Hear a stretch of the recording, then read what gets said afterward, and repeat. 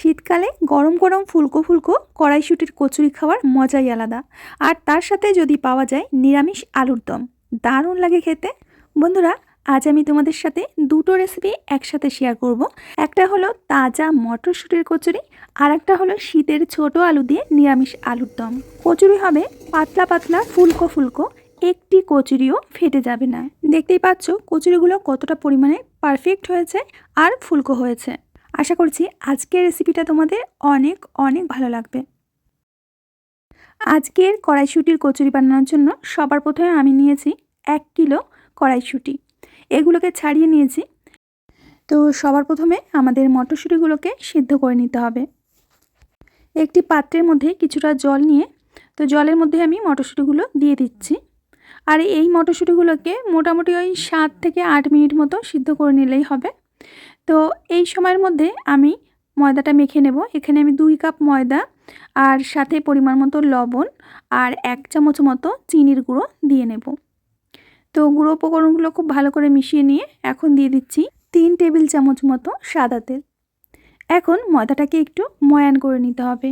বন্ধুরা, আমি কড়াইশুঁটির কচুরিটা ঠিক যেভাবে দেখাবো তোমরা এইভাবে বানালে একটি কচুরিও কিন্তু ফাটবে না। তো ময়দাটাকে ভালো করে আমি ময়ান দিয়ে নিয়েছি। এখন ময়দাটাকে মাখবার জন্য আমি এখানে উষ্ণ গরম জল নিয়েছি। এখন এখানে অল্প অল্প জল দিয়ে ময়দাটাকে মেখে নিতে হবে। আর এখানে সবসময় মনে রাখতে হবে কড়াইশুঁটির কচুরি বানানোর জন্য আমরা যে ডোটা মাখবো, ডোটা কিন্তু একদম সফট করে মাখতে হবে। তো হাতে একটু সময় নিয়ে ডোটাকে একটু সফট করে আমি মেখে নিয়েছি। এখন এটাকে আরও 10 মিনিট মতো রেস্টে রেখে দেব। তো আমি একটা ভেজা সুতির কাপড় দিয়ে এটা একটু ঢেকে রাখছি। আর এরই মধ্যে আমাদের মটরশুঁটিগুলো সিদ্ধ হয়ে গেছে। এখন জল থেকে তুলে নেব। আর মটরশুঁটির কালারটা কত সুন্দর হয়ে গেছে তোমরা দেখতে পাচ্ছ, একেবারে সবুজ রঙের। তো সমস্ত মটরশুঁটিগুলো আমি জল থেকে তুলে নিচ্ছি।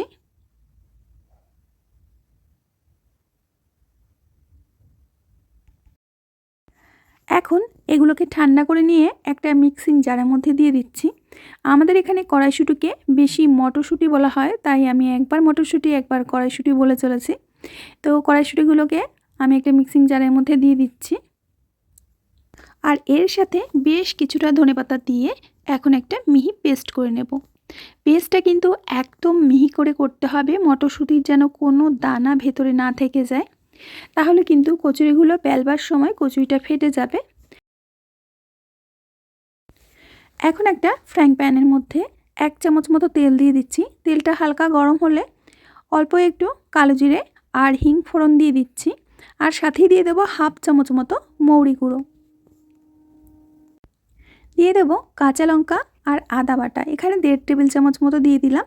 এখন লো আঁচে এগুলোকে একটু কষিয়ে নিতে হবে।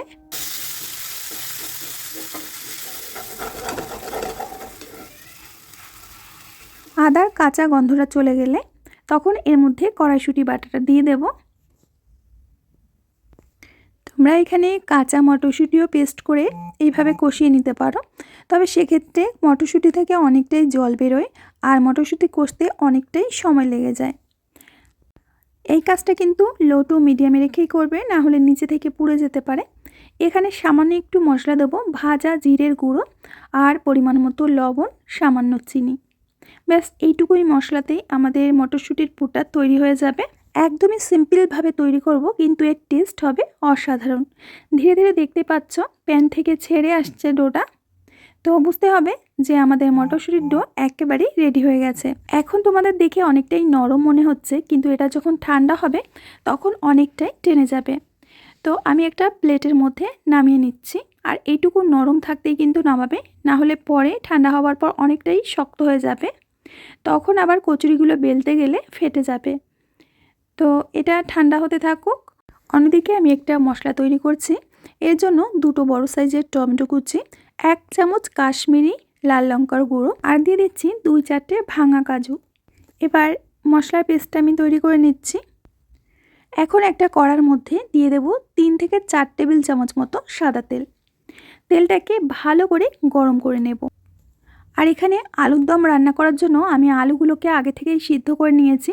মানে ছোট আলু আমি একটু 2 ভাগ করে কেটে নিয়েছিলাম আর প্রেসার কুকারে 2টো সিটি দিয়ে নিয়েছি। এখন আলুগুলো প্রথমে ভেজে নেব। শীতকালে নতুন আলু দিয়ে আলুর দম খেতে কিন্তু দারুণ লাগে। তো আলু ভাজার সময় সামান্য একটু লবণ দিয়ে দিচ্ছি। এরপরে আলুগুলো একদম লাল করে ভেজে নিতে হবে। তো আমি গ্যাসের ফ্লেমটাকে হাইতে রেখে আলুগুলোকে এরকম লাল করে ভেজে নিয়েছি।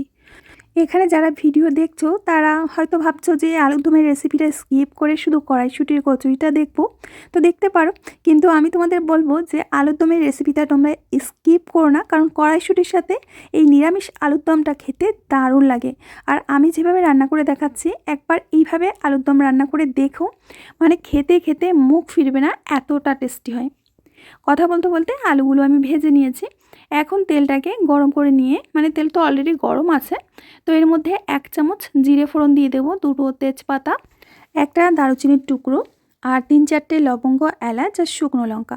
আর যেহেতু নিরামিষ রেসিপি, এখানে আমি 1 চামচ মতো হিং ফোড়ন দিয়ে দিচ্ছি। এই সময় কিন্তু গ্যাসের আঁচটাকে একদম লো টু মিডিয়ামে করে রাখবে, না হলে শুকনো মশলাগুলো পুড়ে যাবে।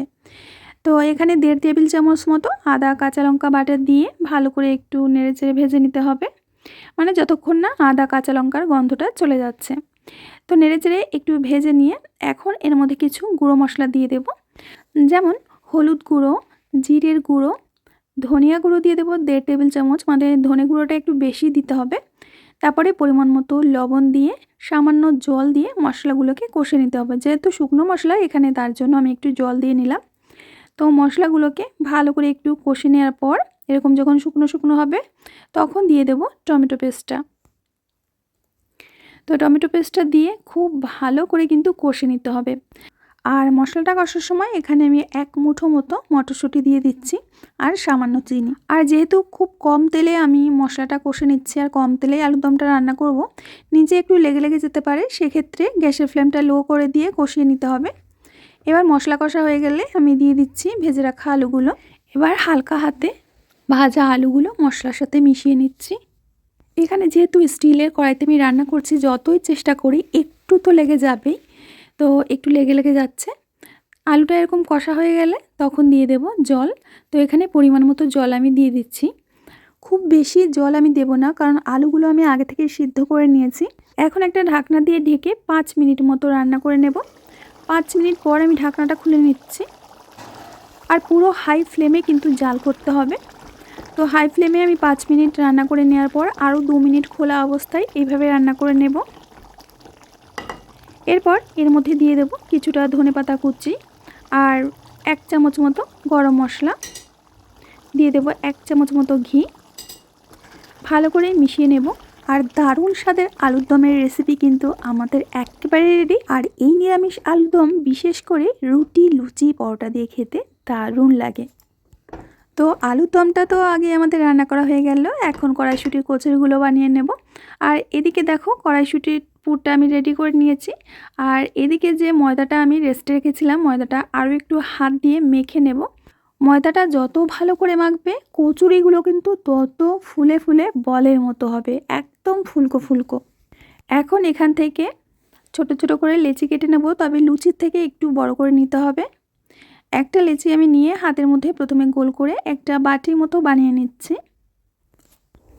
এখন এর মধ্যে কড়াইশুঁটির পুর দিয়ে দেব, তারপরে মুখটাকে সিল করে দিতে হবে। ময়দাটা যদি ঠিকঠাক মাখা হয়, একদম সফট করে মাখতে পারো, তাহলে একটা কচুরিও কিন্তু ফাটবে না। তো দেখতে পাচ্ছ এরকম এক্সট্রা অংশটা আমি বাদ দিয়ে দিচ্ছি, তারপরে এটা আবার গোল করে একটু চ্যাপটা করে নেব। তো এইভাবে প্রত্যেকটা লেচি আমরা রেডি করে নেব একসাথে, তারপরে বেলে নেব। তো আরও একটা তোমাদের আমি দেখিয়ে দিচ্ছি। প্রথমে হাতের মধ্যে নিয়ে তারপরে একটা বাটি মতো করে নিতে হবে।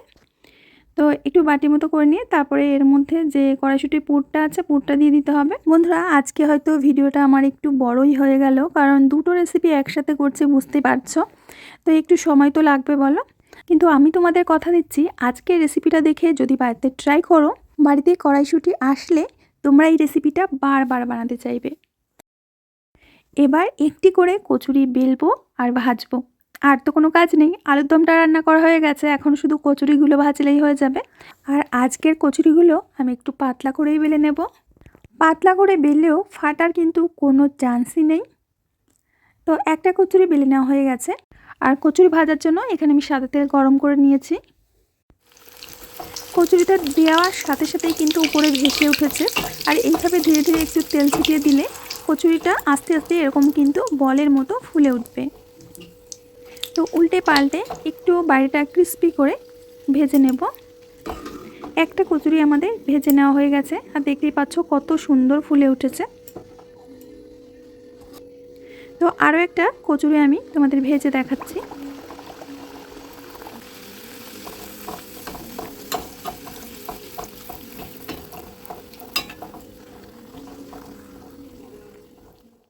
বন্ধুরা তোমরা দেখতে পাচ্ছ একদম বলের মতো কচুরিগুলো ফুলেছে। আর একে একে বেশ কয়েকটি কচুরি আমি ভেজে নিচ্ছি, আর প্রত্যেকটি কচুরি কত সুন্দর ফুলে উঠছে তোমরা দেখতেই পাচ্ছ। তো আপাতত 4টি কচুরি আমি ভেজে নিয়েছি। আর পরিবেশনের জন্য আলুর দমটা তো আমাদের আগে থেকেই রেডি। তো বন্ধুরা বলো তো, শীতকালে রাতে বলো আর সকালে বলো, এরকম গরম গরম ফুলকো ফুলকো যদি কড়াইশুঁটির কচুরি পাওয়া যায় আর সাথে এরকম দুর্দান্ত স্বাদের নিরামিষ আলুর দম, তাহলে খেতে কেমন লাগবে। চাইলে কচুরিটা আপনারা এর থেকে একটু মোটা করে বানাতে পারেন, তবে পাতলা কচুরি খেতে কিন্তু আমার বেশ লাগে। তো আমি আজকে তাই একদম পাতলা করে কচুরি বানিয়েছি। আর সাথে রয়েছে নিরামিষ আলুর দম। এটা দেখেই যেন জিভে জল এসে যায়। আমার যে বন্ধুরা ধৈর্য ধরে আজকের ভিডিওটা সম্পূর্ণ দেখেছো তারা প্লিজ একটা কমেন্ট রেখে যেও, যাতে আমি তোমাদের অনেক অনেক ধন্যবাদ জানাতে পারি। তো আমার প্রিয় বন্ধুরা, আমি আজ এখানে বিদায় নেব, আবার আসবো নতুন রেসিপি নিয়ে।